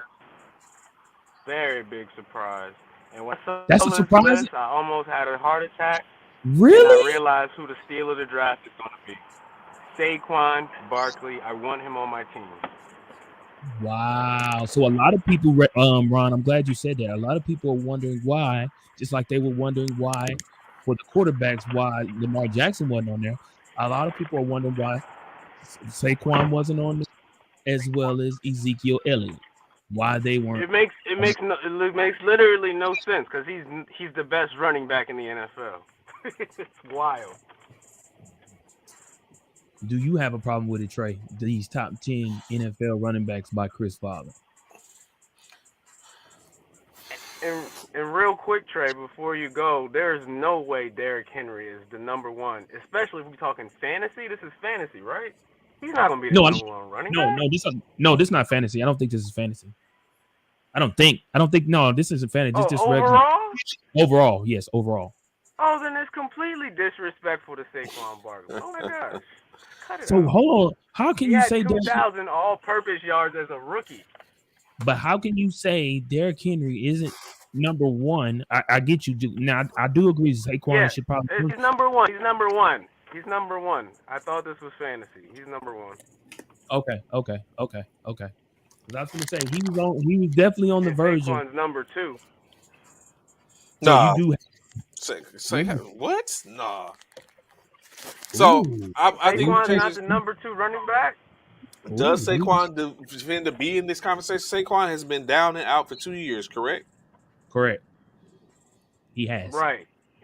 injuries. And the year before that, he had At the- 2,000 yards as a rookie. Facts. Them 2 He did. years. In them 2 years, the 2 years Saquon has been. In 2 years, who has emerged? Huh? In those 2 years, who has emerged? What running back would you say has emerged, or running backs? In those 2 years, that's one. Joe Mixon and Jonathan or Taylor Harris. and No. Alvin Kamara. Well, Alvin Kamara hasn't. What? How you gonna say no? And Joe Mixon just made it to the Super Bowl with the Cincinnati Bengals doing what he did. Alvin Kamara been here. I'm talking about. Alvin Kamara been here.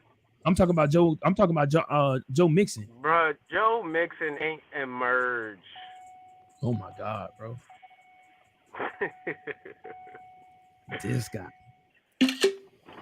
Nobody care about no Mixon. Would we say Joe Mixon has emerged? I don't know. He just took them. He just helped take them to the Super Bowl, bro. Without I Joe will Mixon, go they as didn't far as make to it. say is I'm a huge Joe Mixon fan. He's somebody that I always look for in the draft. True that. He has been disappointing every year of his career. What? Yeah, This dude, I did that. This dude, you did. You sure did. I think he's just trying to get. I think he's trying to get clickbait. I think that's clickbait. No, no. Josh Mixon has never been impressive. He's always left us wanting more. Let's stop it. Wow, bro. Let's see. He's only been in the league 2 years, mind you. Mixon? And he rushed. Yes. No. Bro. Okay, when did Fact check that, man. I'm about to fact check right now for you. I think he. Oh, you're right. He's been in. You're right. He's been in since 2017. And out of those two, since 2017. No, that ain't no old man. 5 years, bro. 5 years. That's an old man, really. He's not even 30 years old yet. He out of those 5 years, bro. Was he 28? Yeah, but out of those 5 years, mind you, out of 5 years, 3 of those years he rushed over 1,000 yards. 3. How is that? What do you mean? He only played in 2020. He only played 3 games. In 2019, he only played. I'm sorry. That's wrong. I looked at the wrong thing. He's still, he's rushed over. He still rushed over 3 times. He rushed over 1,000 yards. 2021, where he had 13 TDs. 13. 2020 or 2019, he rushed over 1,000 yards. In 2018, he rushed over 1,000 yards.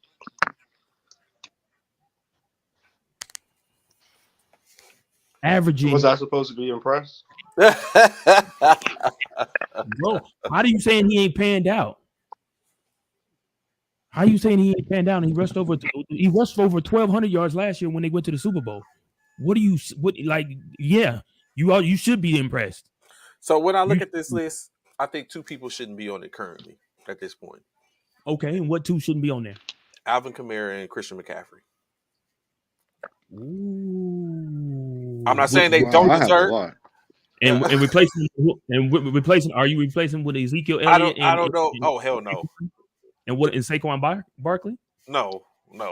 Neither one of them. Nah. But this is Trey. This is the best running backs, not the most reliable running back list. and so how that's are what you I'm saying. taking Christian and Kamara off? And in other instances, yes, true of that. Like they're definitely like those are like people I'm looking for in my draft. Like before any of them. And so out of all out of five of these people, I mean out of these 10, I want to hear this. 6 of them I'm looking for in my draft. And I can tell you who they are: Derrick Henry, Jonathan Taylor, Christian McCaffrey, Nope. Alvin Kamara, and probably Javonte Williams. No. What I would say the top, or if I was to break them down in three tiers. 3 tiers. I mean, not 3 tiers. If I was to break them down, This is 3 getting tiers. juicy. 3 tiers. I know, I break it down 3 tiers, right? Right. Like you know what I'm saying. This is for your fantasy team, This Trey? is fantasy. When I look, this is All I'm right, let looking me for get my top tier. notebook out. 3 tier in fantasy when I look at this, and that's what I Okay. predicate what they're running on. First top tier, Derrick Henry. I'm not saying it in any particular order, but Derrick Henry, John Taylor, Alvin Kamara, Christian McCaffrey. That's the first tier. Yeah, that's the first tier. Okay. So you was correct. But you've been you played with me fantasy football, so you kind of know. So my next tier on this list would be Dalvin Cook, Joe Mixon, Aaron Jones, Najee Harris. Hold on. You ain't say Chubb yet. He hasn't. He's my last He tier. Him and Javonte Williams are my would be my last tier off this list. Third tier or my last tier. So is that round 1, 2, and 3? In other words, are you saying? No, just what if I'm looking for what I'm looking for. So we all know for a fact that all 3 of these are not making it out of all 10 of these are not making it out the first round. Is that a fair assumption? Yeah. That all 10 of these. All 10 of them are not making it out the first round. Yeah. So if we got more than 10, people in the fantasy, yeah, I'd say that. Yes. So what, Ron? We have W as a professor. Don't forget we got Ron. Yeah. So just not to give us too much, Ron, but do you in this? How many would you say is going to in a 10-man draft, a 10-team draft? How many of these are making it out the first round? 4. 4? Okay. And what 4 of those? What 4 of those are coming out of that in the draft? If we got more than a 10 or a 10-team draft, what 4? Reigning offensive MVP. Well, running back. I don't know what he won last year, but Jonathan Taylor has to be number 1. Okay. Most healthiest all around Zada. And number 2 gets hard. So let's just give it to Derrick Henry. Okay, got you. I'll take it.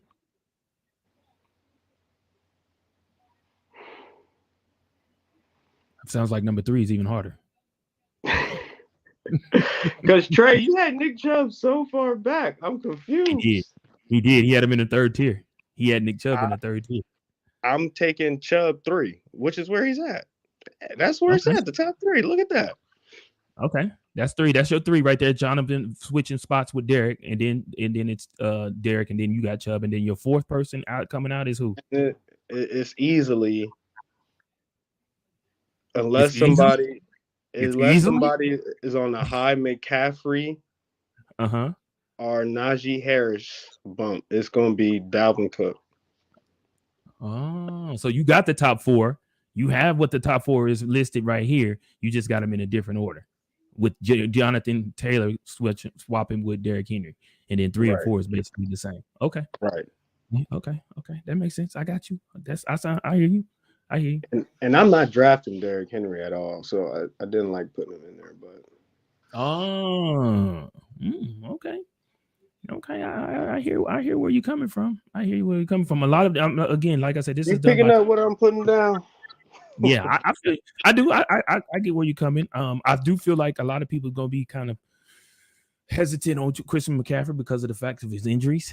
I do. I feel like I feel like that's why he's so far down on this list, is because of the fact of his injuries. Me personally, I probably would put Najee Harris above Christian McCaffrey because of Christian's injuries. And then the rest would fall in line. But yeah, for me, if I had a 10 team, if it I was in a 10-team draft, in top 4, I would probably put you know what? I'm gonna go on a limb just because of what you said.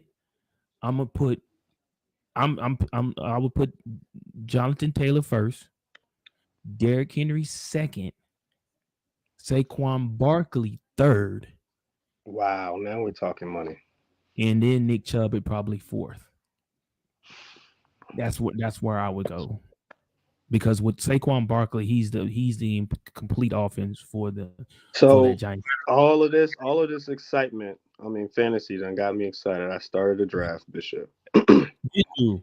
Oh, Let me read Lord. off the top 10 for ESPN's projected top 10 in fantasy Okay. right now. Let's hear it. Number Let's hear one, it. Y'all get Jonathan y'all paper and Taylor. pencil. They got it out. Go ahead, Jonathan Taylor, number one. Number one pick. If you have the number 2 pick, you're expected to get Cooper Kupp. If you have the number 3 pick, you're expected to get Derrick Henry. The number 4 pick is a running back that's not on this list and someone we have not talked about yet. Can y'all take a guess? It's not on this list, and someone we haven't talked about. We talked about Saquon. I know we talked about, and I brought up Ezekiel. Hold on. Let me think. He plays in LA. I was about to say it's from the Rams. No. It's from the Chargers. Their running back, Andre Eckler. You're right. Andre Eckler. That's wild. I'm not drafting him. Number 5 is Jefferson. The second best wide receiver is Jefferson, not Devontae Adams. Then 6, Jamar Chase. Number 7, Christian McCaffrey. Number 8, Najee Harris. Number 9, Deebo Samuel's a top 10 pick. Got it. Number 10, your guy, Joe Mixon is number 10, rounding on our top 10. I gotta give him some respect. See, I told you, Joe Mixon in the I'm building. not drafting him, but I hear you. Got him top 10. Top 10, I like it. That's not a bad. I'm surprised at a few. Jamar Chase, I'm not surprised at. I kind of figured Jamar Chase would be in the top 10. I'm not surprised at. So not one quarterback made it. No, not one. Okay, I'm just asking. I want to make sure I heard that right. Not one quarterback made it in the top 10. Okay, which is expected. No quarterbacks normally go first round, which is expected. Saquon Barkley is at pick 34. That's the 3rd round. Lord, I'm getting him in the 2nd. I'm not letting nobody take him from me. Fantasy tip. Ooh, Saquon Barkley's in the 3rd because of injuries. Injuries kill you. They plague you when it comes to fantasy. Yeah, wow. They got his point total for the year down. Who was the first quarterback and in what round? Josh Allen is 42, which is 4th round. Pick 42. Wow. Josh Allen went before Matthew? Wow. Okay. Yeah, you gave me an assignment of my backups. Yeah, I like it. Yeah. We finna get to it. Matter of fact, go ahead, run that assignment. So we got Ron, the professor, who's fantasy guru.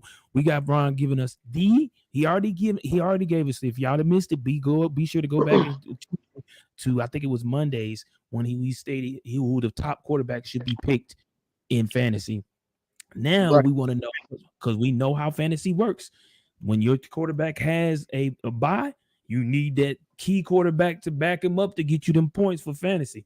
So Ron is about to give you the top 10 backup QBs for fantasy football. Whoa, we ain't doing top 10. How many you doing? Hopefully 5 and some honorable mentions. Okay, let's go. All right, top 5. We'll take it. We'll take it.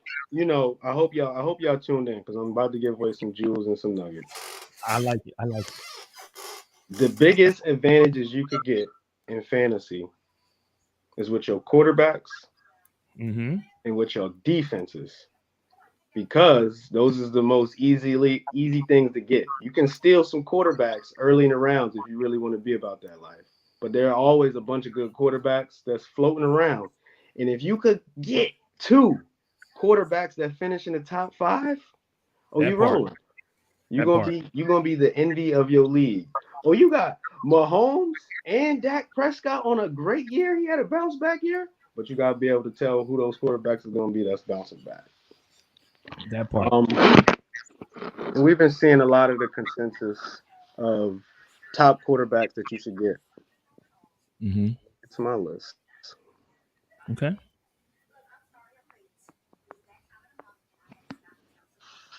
Um, so we know the top guys for the most part. Right. Josh Allen, Mahomes, Herbert, Rodgers, Brady. You should want to get one of those, but not too early. Mm-hmm. Fifth round. Fifth round is when you Mm. should start thinking about your quarterback. Okay. Then we're gonna get to backups. Once we Okay. get to rounds 8 through 12, there's gonna be a Mm-hmm. lot of good quarterbacks just sitting Okay. and floating. Okay. My first backup quarterback Hold on, Ron. sitting and floating around. Hold on, Ron, real quick. Now, is it real quick because I need everyone to know this because you're about to give some huge nuggets. Is this for when we talk about backup quarterbacks? Is this for snake drafts as well as auction drafts, or like give us a what I'm saying? It really doesn't matter because if you're playing a snake draft, you're gonna have to time it to when your picks is coming and who's left on the table and how many people are getting it. And when it Okay. comes to auction, it's just you managing your money. Are you gonna have a lot of money saved over? Because the quarterbacks come last in the auction. Okay. They kind of go by, the position ranking. So Okay. you can go get whoever you want, and most people are getting their quarterbacks last and getting their top players first. So you just got to save your money. All So right, gotcha. at the end of the day, both it comes to how long. It's like how long can you hold? Okay. That part. Or, What you got? What you got? And I usually like to try to get 3 good quarterbacks. Because like I said, the goal is to get 2 good ones. And why you want 2 good ones? Trade bait. Nuggets. He's popping nuggets. He's dropping nuggets. So my first backup quarterback, everybody's been sleeping on him. I think he's going to be the best quarterback this year, period, in regards to numbers. Lamar Jackson. Ooh. Nobody's going to be jumping on him. They don't have any any weapons out in Baltimore. Let him sink. Let him keep falling back. Nobody's picking him in the auction drafts. Nobody's getting him in the snake. I'm stealing him as early as the 7th round if I see him sitting there. Ooh, okay. And that's already getting a quarterback in the 5th. Nice. So you said, okay, I like it. My number 2. I love this team, y'all. Miami Dolphins, Tua Tagovailoa. Because why not? Why not? My number 3, he's driving a Lamborghini. Go get some passing yards. Oh my gosh, he could easily lead the league in passing. All you gotta do is throw a screen to the cheetah, and that's 60 yards and a touchdown. Got you. Number 3, we're gonna bring this one home, Bishop. Okay. Jalen Hurts. That's what I'm around talking in about. the back. That's what I'm talking about. I like Why it. not have him on your bench? Imagine if Jalen Hurts is the 3rd best quarterback on your team. Boy.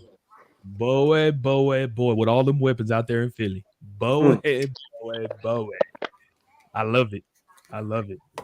My number 4, I would love to put him here, but he's unfortunately going to have to be an honorable mention, is our guy, Trey Lance. Yeah, I did it. Sunshine. Speaking of sunshine, let's put him at number 4. Okay. And our number 5. Number 5. I don't know. Is anybody taking Deshaun Watson early? That's a good question, bro. I surely hope they are. We haven't heard anything. Right now, all they're saying about Deshaun Watson is that he's going to be able to participate in preseason games. I don't think I want to take him in my first 8 or 9 picks. I could see me taking him at 10, maybe, being greedy, but I don't know. Somebody's taking him. You're just yeah. power You to just you. yeah. But my number 5 is this quarterback had a great year last year. A rookie took his team to the playoffs and should honestly only get better. This is a wrench, but I'm gonna go with Mac Jones. I Mm. knew it. I knew he was saying Mac Jones. I knew that when he said rookie, took him to the playoffs. I knew it was Mac Jones. Okay, I like it.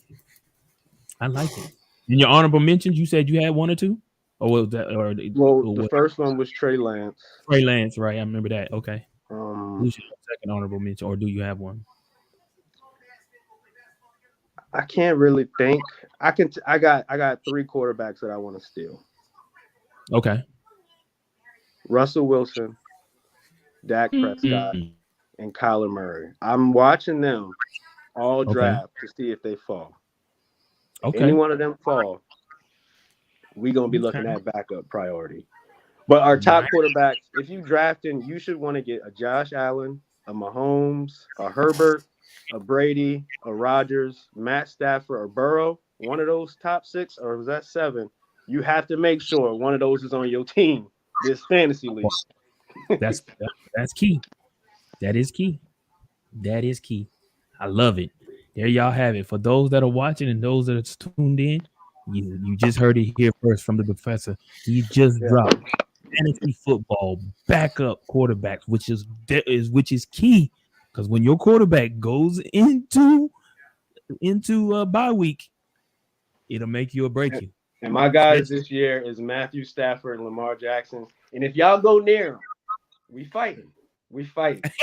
Matthew and Lamar are mine this year. Those are my You guys. know what? That brings up a good point, Ron. Like, what do you? How do y'all? Is that it's on the tip of my tongue. Is that for the? Is that basically an unsung rule? If you know your man's of them is like always drafting these particular players, do you leave them off? Do you let them? No, Oh hell, no, yeah, hell nothing's no. fair in love Everybody's and war. right, and bro. This is hell no. Everybody's free game, baby. No, Yeah, hell no. I'm gonna leave it because it's the favorite. No, why would I do that? Why am I hurting myself? I'm shooting myself in the yeah. foot. And I don't mind sharing my good stuff because then when it comes down to it, it's a draft. It's all about where It you get is your pick. Like if you get the that first part. pick, you get who you want. I can't do nothing That part. about it. And That in the part. You gonna auction, if command you're sleep? gonna pay 50% of your money and take my player, I ain't spending that. I'm good. I'm good. You got him. That's your fault. Now you can't pick nothing else. Now you Same screwed. thing like Staples said when crypto said we're gonna pay 700 million. Yeah, It's like yeah, that you part. can have it. You can have it, bro. You Now You good. can have it. you got it. And I've seen that happen, especially in auction. People trying to back in the day when I played in the beginning, people picking up Aaron Rodgers and the Tom Brady's, spending mad money for these cats. Come toward the middle of the draft, they can't pick up nothing else but trash. Then they wonder why they have a horrible season because you used all your money up, bro. You used all your money up to get who you got. Like, what was you thinking? What did you think you was gonna do? You didn't manage your money well. So it is what it is, man. Who's that one player this year that's worth the bag? Who's gonna be the best player in fantasy, period? That's a good question, Ron. That is a real good question. I have this question for y'all real quick. So you know the divisions. Uh, NFL came out with a wide receiver divisional ranking. So what we have here, the question they posed is who is the top division? What division has the top wide Oh, that's receiver group? ours. Is it? Man, No, it isn't. No, it isn't. Not we according have to the we NFL. have a top wide receiver on every team, Trey. Stop. Yes, but it's not. But we're not the one. We're not the. It's not our division. Metcalf, Debo, Cooper Cup, and Period. Hopkins. They're the So second best. AFC. Juju. Throw the rest of that. They put Juju space on that. They ain't put Hold up. I'm bringing it back. I'm sorry. Hold I would at on, least There man. you go. got Kelsey on there. NFC, hold on. AFC West is Juju, Oh Allen, my Devontae stop. Adams, and Sutton. The NFC What? West, Cooper Cup, Debo Samuel, DeAndre Hopkins and Lockett. AFC North, Chase, Cooper, Yes. Bateman, Johnson. So y'all, NFC the East is fourth. NFC East is fourth. Wow. So I take it y'all disagree with this list. I'm still looking. Hold on. Look, what's at the and who's the bottom AFC? is Cooks, Pittman, Jones, and Woods. That's the AFC South. Cooks is Houston, Pittman is Indianapolis, Jones is Jacksonville, and Woods is Tennessee.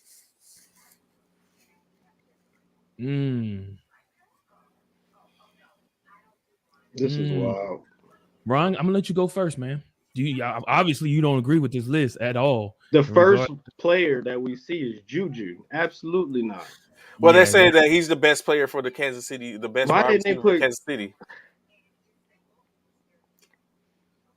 No, well, yeah, he might be, yeah, in Kansas City. But is that core enough to outdo the NFC West? Not in my opinion.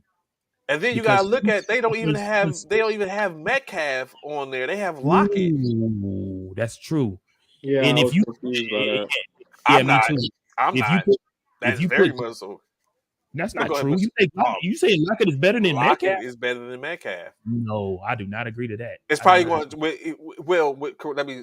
with Russell Wilson. Lockett was his go-to. Russell isn't there now. It might change. It might be Metcalf. But I'll put it like this: with Juju Smith-Schuster, he doesn't beat anybody in the NFC West. No, none of them. So therefore, just Juju himself does not beat anybody in the NFC West. But are the other three enough to Sutton. No, Sutton, really? He's the best people. He's the best one for the no, Sutton, no. We're looking at Hopkins, Samuel, and Cooper Kupp, and they don't even got Metcalf up here. Modern day TO. You put Metcalf up there, they definitely out jump the AFC West. Without question. This is wild. As a matter of fact, they out jumped the AFC West with Lockett, in my opinion. Cooper Smith-Schuster is not that No. They're not better than the NFC East. Tony, Brown, McLaren, and Lamb. That Tooney is come on, Giants. Yeah, that right there. But McLaurin is bad. It's beast. Yeah, he's a beast. McLaurin is definitely a beast, and we already know about Lamb and Brown. And then when you look at it, that NFC South ain't no punk either. NFC South, London, Moore, Thomas, Evans. We gotta see what London do, but he's gonna be the real deal. He's the weakest out of the four. He is. London is the weakest out of the four. But if he comes through, yeah, that NFC South is no punk. Wow, that's what they did. I don't understand. Trey, I can't believe you let them disrespect. Oh, he's on the phone. I can't believe you let us disrespect our division. He didn't get hot. Yeah, I don't see how AFC West got that top number one in receivers. That's a ridiculous group. That is a real ridiculous group, bro. That group right there is, NFC West should definitely be top. Diggs, Hill, Myers, Davis. I don't even know who Davis is. AFC. I'm trying to figure out who the Davis is too. I'm lost on the Davis. That's who throws me on that one. I can't figure out who Davis is for the. And AFC South. Woof! I smell the doo-doo down there. Lord, doo-doo down there. He said I smell the doo-doo. Woods was like the third best wide receiver on the Rams, and he on here. Yeah, that part. Wow, I do. I smell the doo-doo out there. That Pittman, we know what Pittman brings and Cooks bring, but the rest of them two dudes, the Woods and the Jones. What exactly does Cooks bring? Brandon Cooks, man, come on, man. Brandon Cooks, he ain't no slouch now. Come on, don't doo-doo on him like that, bro. Well, you said we know what he brings. I don't know what he brings. I'm just he ain't no slouch. I'm saying he's not that slouch dude. Come on, man. He ain't that slouch dude at all. He all right. You know what I'm saying? He probably just as good as Juju. Hell, Yep. he's probably just as good as fucking Juju. I mean, for real. Shit, Juju. That's why Juju ain't in Pittsburgh no more, because he just wasn't that dude, bro.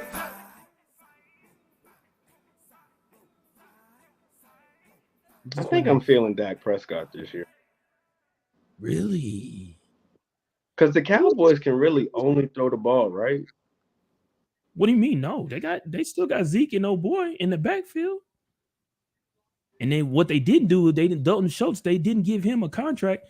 So he's finna come out there and really prove some shit this year, because he really didn't. He was expecting a contract. He's on his last bit of his contract. This is last season on his current contract. So they looking at Dalton Schultz to be a high pick for free agents next year. So all right. Ooh, Ooh, I don't know. Gesicki. I want Gesicki.